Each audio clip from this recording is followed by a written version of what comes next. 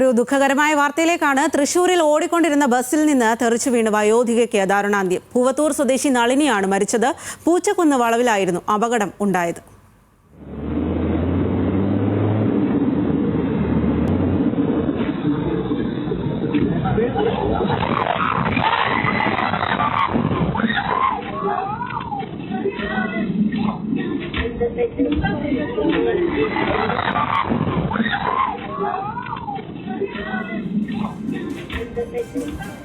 Levin K വിജയനാണ് വിവരങ്ങളുമായി ചേരുന്നത്. ലെവിൻ, ആ ദൃശ്യങ്ങൾ ഞെട്ടിക്കുന്നതാണ്.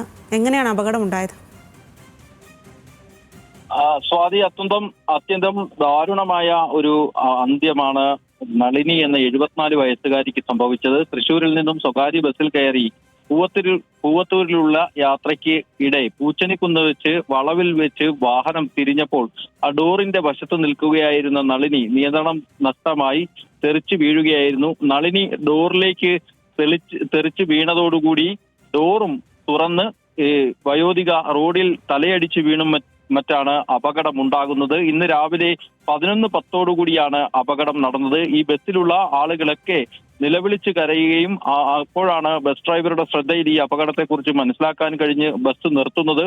തുടർന്ന് ഇവരെ അപ്പോൾ തന്നെ പുറത്തേക്ക് ബസ്സിൽ നിന്ന് പുറത്തുനിന്ന് ഇറങ്ങിയ ആളുകൾ ആശുപത്രിയിലേക്ക് എത്തിച്ചെങ്കിലും വഴിമധ്യേ മരണം സംഭവിക്കുകയായിരുന്നു. രാവിലെ 11:10 സംഭവം നടക്കുന്നത്. ബസ്സിന്റെ ഡോറ് അടച്ചിട്ടിരിക്കുകയായിരുന്നു. പക്ഷേ നിയന്ത്രണം നഷ്ടമായി തെറിച്ചു വീണ നളിനി ഡോറിൽ ചെന്നിടിക്കുകയും ഡോറ് തുറന്നു പോവുകയുമാണ് ഉണ്ടായിട്ടുള്ളത്.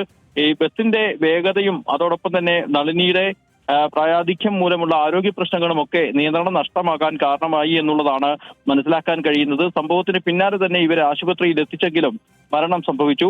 തൃശ്ശൂരിലെ പൂവത്തൂർ പെരിങ്ങാട് വീട്ടിൽ ശ്രീധരന്റെ ഭാര്യയാണ് 74 വയസ്സുള്ള നളിനി. സ്വാതി. ശരി ലെവിന്, അത്യന്തം ദുഃഖകരമായിട്ടുള്ള സംഭവമാണ്. തൃശ്ശൂരിൽ ഓടിക്കൊണ്ടിരുന്ന ബസ്സിൽ നിന്നാണ് തെറിച്ചു വീണ് വയോധികയ്ക്ക് നളിനി എന്ന സ്ത്രീ മരിച്ചത്. അതിൻ്റെ ഞെട്ടിക്കുന്ന ദൃശ്യങ്ങളുമാണ് നമ്മൾ കണ്ടത്.